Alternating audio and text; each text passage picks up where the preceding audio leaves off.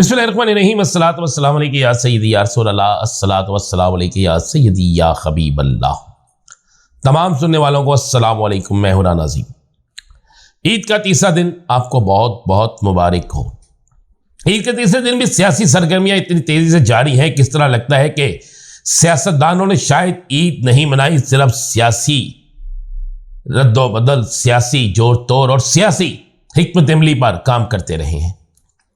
तहरीक इंसाफ की तरफ से आज एक बड़ी प्रेस कॉन्फ्रेंस हुई, जिस प्रेस कॉन्फ्रेंस में यह ऐलान किया गया कि वो अब मुल्कगीर एहतजाजी तहरीक शुरू करने जा रहे हैं और कल इसका पहला जलसा चमन बशीन में होने जा रहा है। और आज बलूचिस्तान के अंदर एक ग्रैंड अलायंस की शक्ल बनने भी जा रही है। ग्रैंड अलायंस का इजलास भी होने जा रहा है, जिसमें जमात इस्लामी समेत दीगर सियासी जमातों के अहम तरीन रहनुमा, तहरीक इंसाफ, सुन्नी इत्तेहाद कौंसल और दीगर सियासी जमातें जो हैं आज एक मुश्तरका इजलास करेंगी, जिसमें मुश्तरका तौर पर यह हिकमत अमली तय की जाएगी कि पाकिस्तान की सियासत में माइनस और प्लस क्या होना है, पाकिस्तान की सियासत में किसने क्या रोल अदा करना है, पाकिस्तान की सियासत में 8 फरवरी को होने वाले इंतखाबात किस हद तक दुरुस्त थे और किस हद तक गलत थे। इन तमाम चीज़ों को देखते हुए, इन तमाम चीज़ों को सामने रखते हुए, इन तमाम चीज़ों पर माइनस और जमा और माइनस दोनों करते हुए ये फैसला करना है। लेकिन एक चीज़ है कि तहरीक इंसाफ ने एक सियासी जंग का ऐलान कर दिया है और इस सियासी जंग के ऐलान के बाद कल पहला जलसा होगा और पहला जलसा किसी भी सियासी जमात का एहतजाजी तहरीक शुरू करने से पहले हमेशा पहला जलसा कराची, लाहौर या इस्लामाबाद में होता है। और पहली दफ़ा ऐसा हुआ है कि एहतजाजी जलसे का आगाज़ बलूचिस्तान के उस ज़िले से यानी पशीन चमन से किया जा रहा है, जिसे इंतहाई पसमानदा कहा जाता है। और इस हल्के से, इस इलाके से, इस ज़िले से तहरीक का आगाज़ महमूद खान नचकज़ई की फरमाइश पर, उनकी ख्वाहिश पर किया गया है। बलूचिस्तान में होने वाला ये जलसा अपनी बहुत सी चीज़ों का तयन करेगा। बलूचिस्तान में होने वाले इस जलसे के बाद बहुत सी चीज़ें खुलकर सामने आ जाएंगी कि क्या ये एहतजाजी तहरीक अपना वक्त पूरा करती है या ये एहतजाजी तहरीक जो है वक्त से पहले ख़त्म हो जाएगी। मैं आज आपको जो खबर देने जा रहा हूं वो इससे बढ़ के खबर है। खबर ये है कि इस एहतजाजी तहरीक के हवाले से यह आपको मैं बिल्कुल बड़ी और अहम तरीन खबर दे रहा हूं। इस एहतजाजी तहरीक के शुरू होते ही आपको तहरीक इंसाफ के सरबराह बानी तहरीक इंसाफ कैदी नंबर 804 की रहाई के हवाले से भी खबरें मिलना शुरू हो जाएंगी।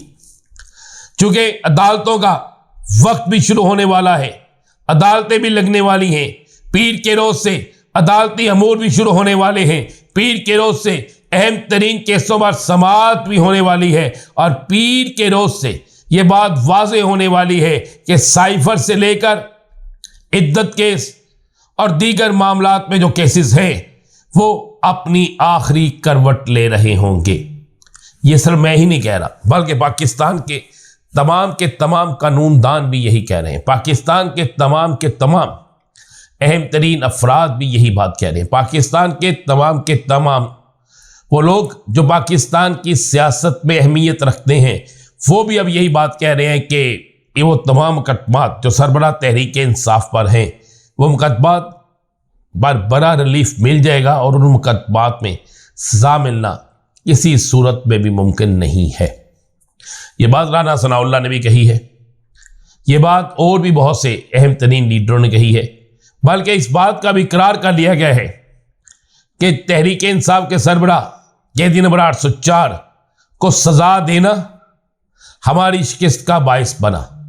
उनके केसेस में फौरी ट्रायल करना, फौरी तौर पर उनको सजाएं देना, ये सब हमारी शिकस्त का बायस बना और अवाम में उनकी मकबूलियत में इजाफा हुआ। और अब एक ही रास्ता बाकी बचा है कि उनकी ज़मानतें, उनकी राह में नाजायज़ रुकावटें ना डाली जाए। इसका इजहार हुकूमती हलकों के अंदर से वाज़े तौर पर होना शुरू हो गया है और हुकूमती हलकों की तरफ से वाज़े तौर पर तहरीक इंसाफ को मुज़ाकरात की दावत देने के हवाले से भी अब आहिस्ता आहिस्ता कहना शुरू कर दिया गया है। इन सारे हालात के बाद एक चीज तो बड़ी क्लियर हो रही है कि सियासत बदल रही है और सियासत में आने वाले दिनों में एक बड़ा धमाका हेज इजाफा होने जा रहा है। अब एक और बड़ी खबर मैं आपके साथ शेयर कर दूं। बड़ी खबर यह है कि मुस्लिम लीग नून के 5 ऐसे अफराद, 5 सीनियर तरीन सियासतदान जिनका तल्लक मुस्लिम लीग नून से है, इन 5 अफराद को पार्टी से निकालने के लिए नून लीग के अंदर इतना प्रेशर बिल्ट हो चुका है, नून लीग के अंदर, नून लीग के ऊपर इतना प्रेशर आ चुका है कि नून लीग अगर उन्हें रखती है तो किसी और तरफ से फारिग होती है, नून लीग अगर उन्हें नहीं रखती तो फिर भी किसी और तरफ से, फिर भी नून लीग के अंदर एक बड़ा गैप आता है। नून लीग उन्हें फारिग करती है तो और बहुत से लोग उनके साथ चले जाएंगे, और नून लीग रखती है तो नून लीग के लिए रुकावटें पैदा होगी। वो 5 लोग कौन हैं? खबर दे रहा हूं आपको। राना सनाउल्लाह, मियां जवेद लतीफ, शाहिदा खान अब्बासी, सबह अहमद और मुफ्ता इस्माइल।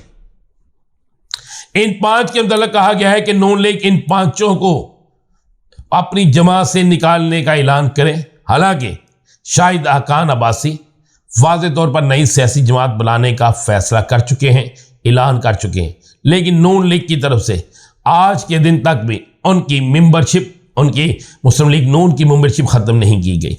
आज के दिन भी उनके खिलाफ कोई पार्टी एक्शन नहीं लिया गया, जिस पर उन्होंने कई ऐसी गुफ्तगू प्रोग्राम्स में कर दी है जिससे ये वाज़ेह हो गया है कि मौजूदा इलेक्शन पे जो अपोजिशन के इतराज़ात हैं उनकी हमायत, उन इतराज़ात की हमायत और उन इतराज़ात की तायीद हुकूमती जमात के कुछ लोग कर रहे हैं, जिसके बाद बहुत से लोगों पर तनकीद भी ये कर रहे हैं। और इन तमाम हालात को देखते हुए इतना सख्त प्रेशर है नून लीग पर कि इनको फारिग किया जाए। अब नून लीग बड़े मुसीबत में, बड़े मुश्किल में, बड़े जाल में फंस चुकी है। अगर वो राना सनाउल्लाह समेत, मियां जवेद लतीफ़ समेत बाकी लोगों को फारिग करती है तो इससे बिल्कुल वाज़ेह तौर पर यह पैगाम जाता है कि नून लीग डर गई है, और फिर नून लीग के बहुत से लोग जो है वो भी सियासी तौर पर इनको छोड़कर उस सफ़ में शामिल हो जाएंगे। जिन लोगों को फारिग कर किया जाएगा वो एक नई सफ़ बनाएंगे, एक नई जमात बनाएंगे और उस नई जमात में वो शामिल हो जाएंगे। जबकि दूसरी तरफ इससे हटकर हालात किसी और तरफ जा रहे हैं, और हालात इस तरफ जा रहे हैं कि इनको ना फारिग करने का फैसला मियां नवाज शरीफ साहब कर चुके हैं, क्योंकि ये इनमें से 4 लोग वो हैं जो मियां नवाज शरीफ की लॉबी से तल्लक रखते हैं। और कई हलकों में ये बात गर्दिश कर रही है कि ये सब के सब जो बयान कर रहे हैं ये मियां नवाज शरीफ की आशीर्वाद से बयान कर रहे हैं, ये मियां नवाज शरीफ की मशावरत से बयान कर रहे हैं, ये मियां नवाज शरीफ की मर्जी से सब कुछ बयान कर रहे हैं। अगर ये मियां नवाज शरीफ की मर्जी से है तो इसका मतलब है गेम कहीं और जा रही है, और अगर ये मियां नवाज शरीफ की मर्जी नहीं है, अगर ये मियां नवाज शरीफ की मर्जी से हट के हैं तो फिर इसका मतलब है ये कंट्रोल से बाहर है। लेकिन खबर यह है कि ये मियां सब के कंट्रोल में है, और कुछ अहम तरीन अफराद ये बात कह रहे हैं कि ये सब कुछ किसी की हदायत पर किया जा रहा है।